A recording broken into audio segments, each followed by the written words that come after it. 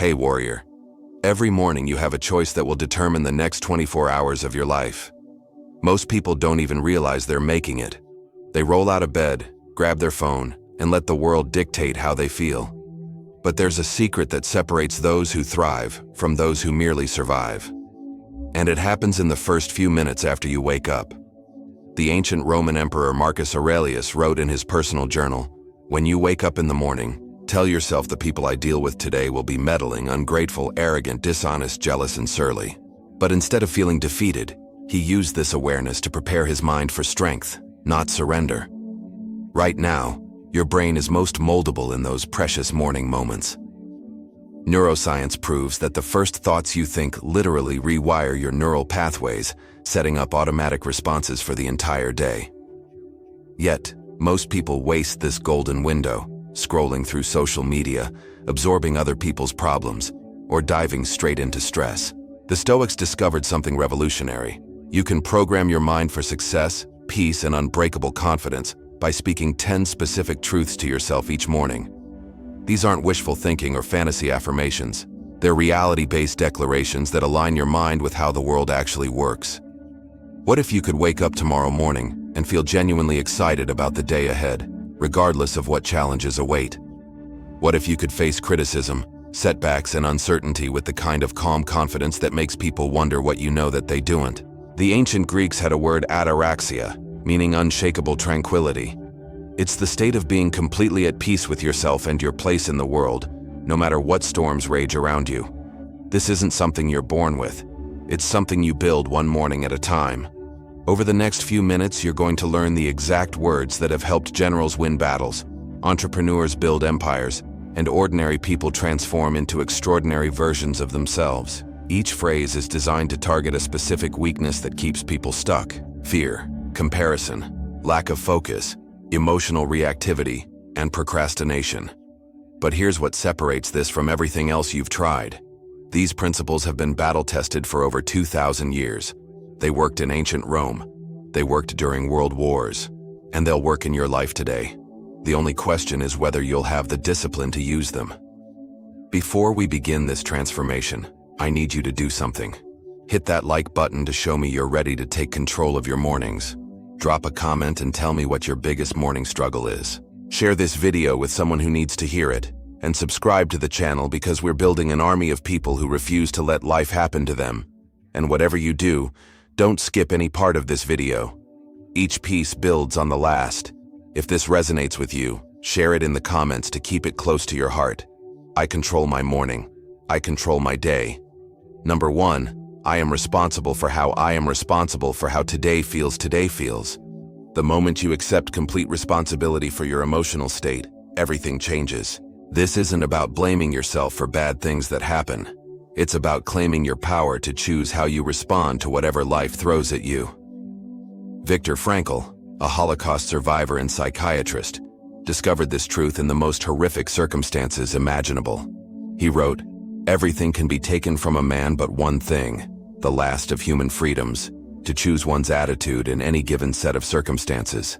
If someone could maintain emotional control in a concentration camp, you can maintain it in your daily life." Most people live as emotional victims. Their mood depends on traffic, weather, other people's behavior, or their bank account. They wake up and immediately check their phone, letting notifications determine whether they'll feel good or bad. This is emotional slavery, and it's the reason most people feel powerless in their own lives. When you tell yourself, "I am responsible for how today feels," you're making a declaration of independence. You're saying that your happiness, peace, and confidence aren't for sale to the highest bidder. You're claiming ownership of the one thing no one can ever take away from you, your response to what happens. This doesn't mean you'll never feel disappointed, frustrated, or sad. It means you recognize these feelings as temporary visitors, not permanent residents. You understand that while you can't control what happens to you, you have complete control over what happens in you. The Stoic philosopher Epictetus taught that we suffer not from events themselves, but from our judgments about events. Change the judgment, change the suffering. This morning affirmation rewires your brain to stop looking outward for emotional stability and start looking inward for emotional strength. Start each day by placing your hand on your heart. and saying these words with conviction. I am responsible for how today feels. My emotions are my choice. My peace is my decision. Today I choose strength over weakness, clarity over confusion, and hope over fear. Watch what happens when you stop being a victim of your circumstances and start being the author of your emotional experience. You'll discover a kind of freedom that most people never even know exists. Number 2, nothing can disturb my peace without my permission. Nothing can disturb my peace without my permission. Your peace of mind is like a fortress, and you are the gatekeeper. Every morning you must decide who and what gets permission to enter your mental space.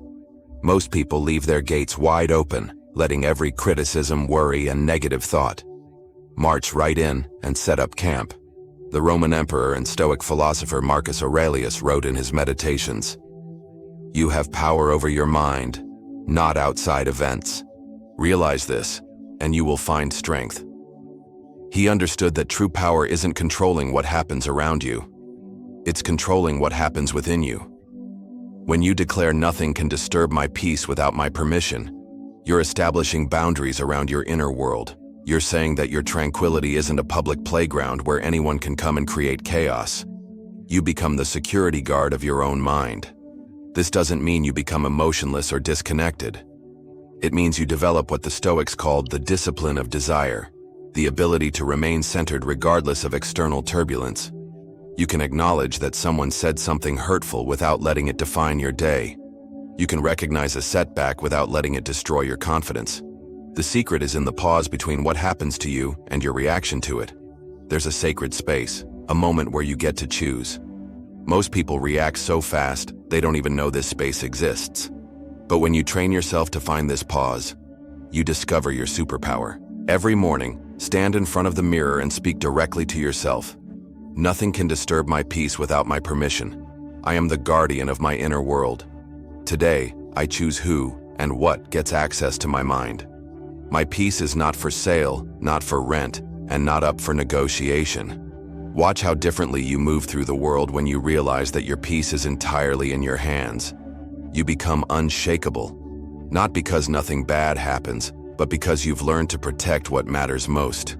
I want you to drop this affirmation in the comments. I am the guardian of my own peace. Today I focus only on what I can control. Number 3.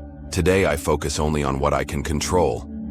The fastest way to drive yourself insane is trying to control things that are completely outside your power. Yet every day, millions of people waste enormous amounts of mental energy worrying about other people's opinions, the weather, the economy, politics, and 1,000 other things they can't influence. Epictetus taught the fundamental Stoic principle. Some things are within our power, while others are not. He divided all of existence into 2 categories: what you can control and what you can't. Master this distinction and you master your life. What can you actually control? Your effort, your attitude, your words, your actions, your reactions, and your decisions. That's it.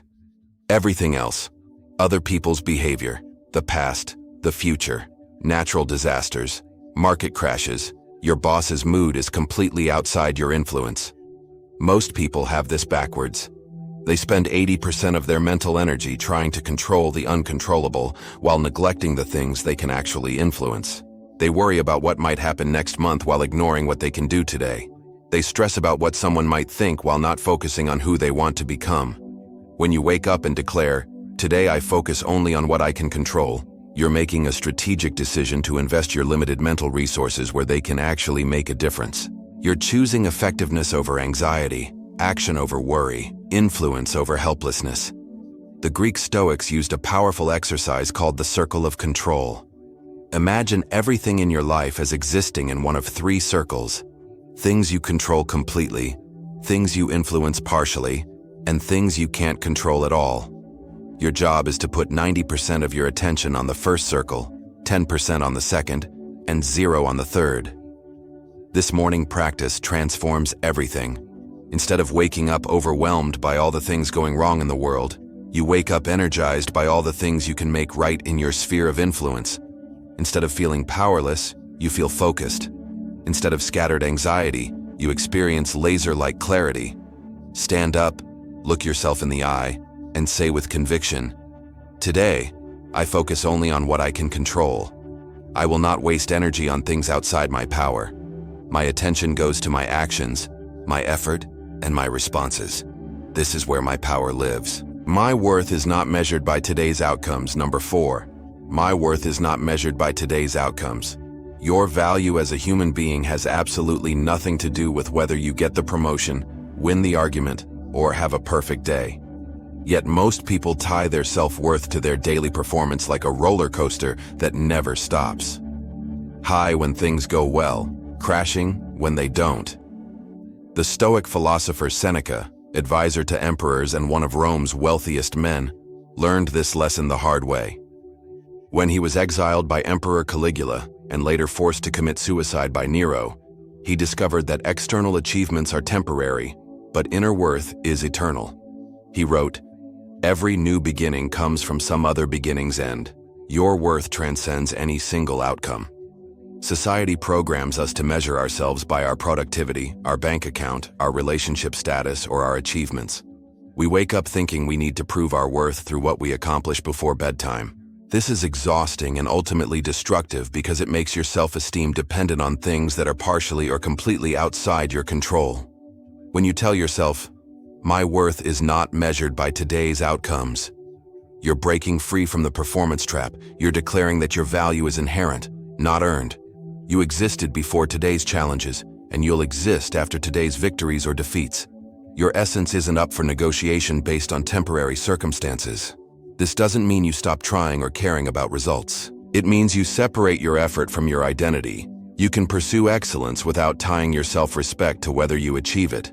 You can be disappointed by poor outcomes without being devastated by them. You can celebrate successes without depending on them for your sense of value. The ancient Stoics understood that true confidence comes from knowing who you are at your core, regardless of what happens on the surface. They called this preferred indifferent outcomes you'd prefer, but that don't define your worth. Getting the job is preferred, but not getting it doesn't make you less valuable. Every morning, remind yourself of this liberating truth. My worth is not measured by today's outcomes. I am valuable because I exist, not because of what I achieve. Today I will give my best effort while knowing that my value is not on trial. Success or failure, I remain worthy of love, respect, and dignity. Number 5, I will act. Not just I will act, not just intend. The gap between good intentions and actual action is where most dreams go to die. Every morning, millions of people wake up with beautiful plans. They'll start that business, call that friend, begin that workout routine, write that book. But by evening, they've done nothing but think about doing something.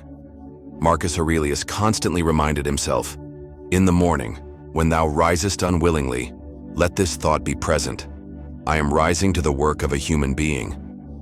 He knew that intentions without action are just sophisticated forms of procrastination.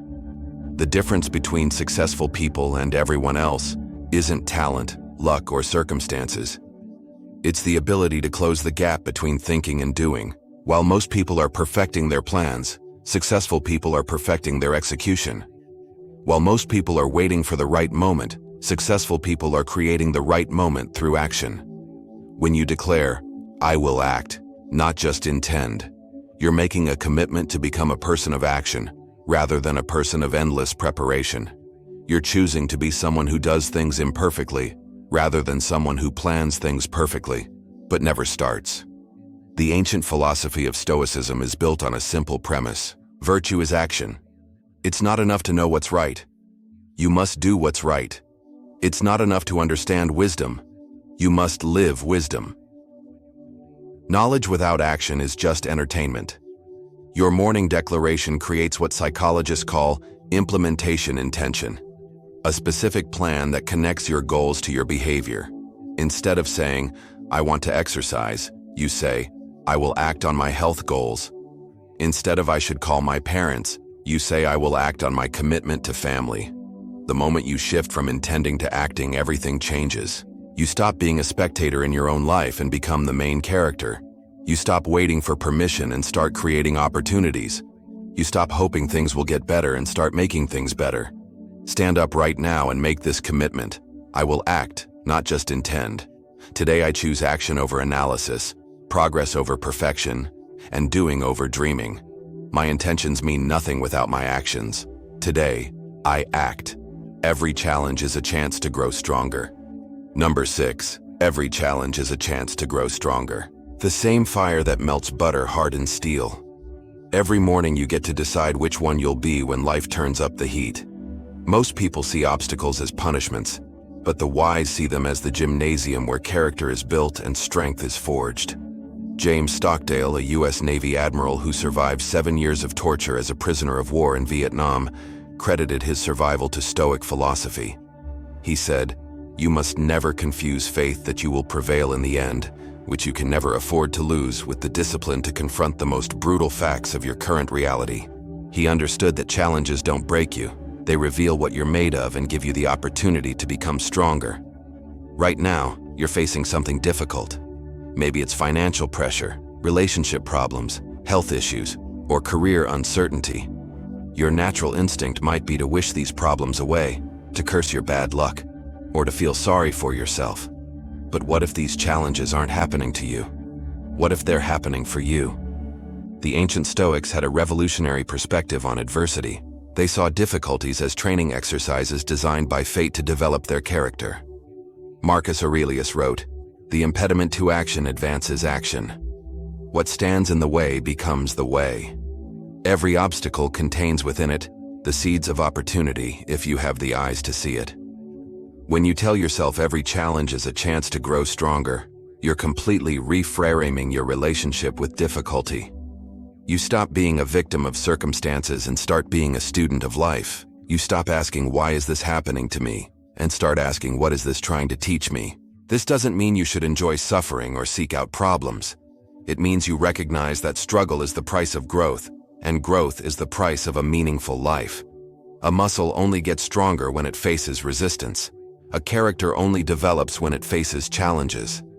Every morning, prepare your mind for whatever the day might bring. Every challenge is a chance to grow stronger. I welcome difficulties as opportunities to develop my character. Today's obstacles are tomorrow's strengths. I do not pray for an easier life. I pray to become a stronger person. I will not compare my journey to others. Number 7. I will not compare my journey to anyone else's.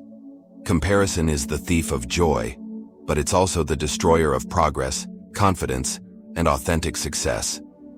Every morning, millions of people wake up and immediately start measuring their lives against highlight reels they see on social media, forgetting that they're comparing their behind-the-scenes reality to someone else's carefully curated performance. The philosopher Epictetus taught how much trouble he avoids who does not look to see what his neighbor says or does, but only to what he does himself.